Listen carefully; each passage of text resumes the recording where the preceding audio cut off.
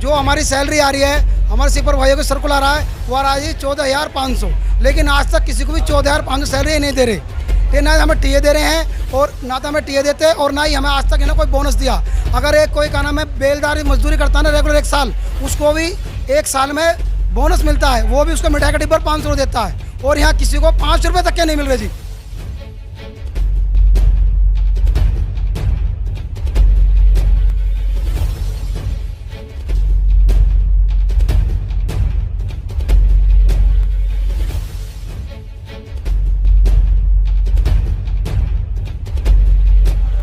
इनको नौकरी देखिए, पक्की नौकरी की बात हुई थी। अगर इनको पक्की नौकरी नहीं दी गई तो इनको तनख्वाह अच्छी देनी चाहिए थी, तो हम इनकी पक्की नौकरी के लिए इनकी लड़ाई लड़ी जाएगी। आज तक केजरीवाल की सरकार ने दिल्ली के अंदर कोई पक्की नौकरी नहीं दी है। आप देख रहे हैं समता आवाज़ टीवी और मैं हूं मनोज अंतानी। पिछले 1 सप्ताह से तमाम बहुजन यूट्यूब चैनल पर आप देख रहे हैं एक खबर हम लोग बड़ी प्रमुखता से चला रहे हैं।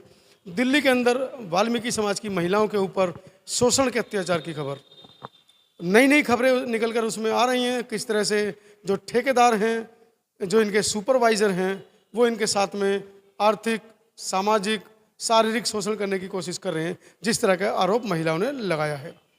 उसी कड़ी में आज हम पुनः एक वीडियो बना रहे हैं जिसमें बबीता नाम की महिला है जो सीलमपुर में किराए पर रहती हैं। 3 बेटियां वो बताती हैं अपनी, और उनको भी इस पूरे मामले की जब खबर लगी तो उन्होंने मीडिया से संपर्क किया और अपनी आप बीती हमको बताई। स्वयं बबीता मेरे साथ हैं, जानेंगे बबीता से क्या मामला है पूरा। बबीता, क्या पूरा मामला है, हमारे दर्शकों को बताइए जरा। सर, मैं 2014 से मैं ड्यूटी कर रही थी शास्त्री पार्क में।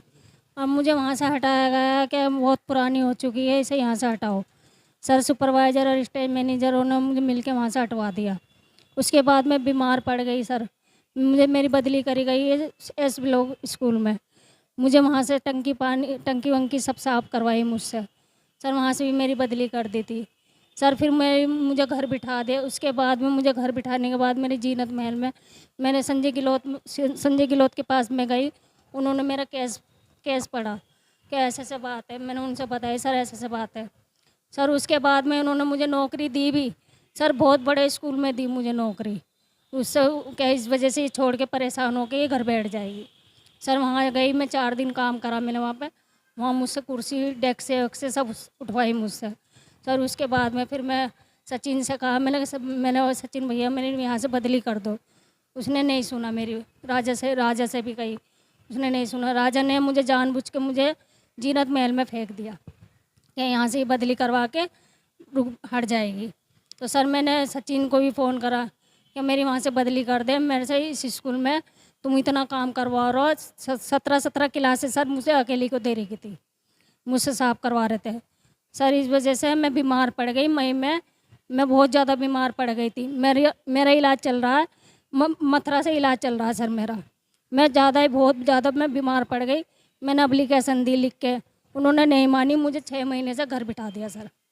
बहुत ज़्यादा मैं खुशामद करती रही, जाती रही राजा के पास, उसने नहीं दी ड्यूटी। धक्के खाती रही इधर से उधर को, इन्होंने नहीं सुनी। मैं सर बहुत ज़्यादा परेशान हो गए। फिर इसने मुझे स्कूल ऐसा दिया, इस वजह से मैं घर बैठ गई। तो साथियों, आप सुन रहे हैं किस तरह से हमारी बहन जो अपनी आप बीती बता रही है कि जानबूझकर षड्यंत्र के तहत इन महिलाओं को एक एक करके निकाला जा रहा है। कहीं ना कहीं जिस तरह से निजीकरण देश के अंदर बढ़ रहा है, उसी तरीके से निजीकरण के अंदर भी निजीकरण बढ़ रहा है। निजीकरण कर 50,000 सैलरी वाले हमारे 4th क्लास के भाई को, 4th क्लास की बहन को 12-13 हज़ार पर सीमित कर दिया गया है। लेकिन उसके बावजूद भी इनकी लगातार छटनियाँ की जा रही हैं। नौकरी दूसरे लोगों को मिल नहीं रही हैं, लेकिन उसके बावजूद ये लोग अगर घर बैठ रहे हैं तो इनकी जो बदले का काम है, जो ये काम करते थे, वो काम कौन कर रहा है, ये भी एक विचारणीय प्रश्न है। मैं हूँ अपने सहयोगी रणवीर के साथ दिल्ली से। इस खबर पर आपकी क्या प्रतिक्रिया है, देना बिल्कुल ना भूलें। धन्यवाद। दिल्ली में महिलाओं के साथ हो रहे शोषण के खिलाफ महिलाएं लामबंद हुई हैं। उनकी समस्याओं के निराकरण के लिए भीम आर्मी अध्यक्ष भाई मंजीत नौटियाल यहाँ पहुँचे हैं। जानने की कोशिश करेंगे क्यों इतनी सारी महिलाएं, आप देख रहे हैं तमाम हर महिला के साथ अपनी एक समस्या है, चाहे वो आर्थिक शोषण की समस्या हो, शारीरिक शोषण की समस्या हो। किस तरीके से इस पूरे काम को, इस पूरे संगठन को बनाया गया है। मेरे साथ धर्मेंद्र है। धर्मेंद्र, क्या जरूरत पड़ी आज के इस कार्यक्रम की? सर जरूरत इसलिए पड़ी कि हमारा देखो जी बहुत ज़्यादा वहाँ उत्पीड़न हो रहा है।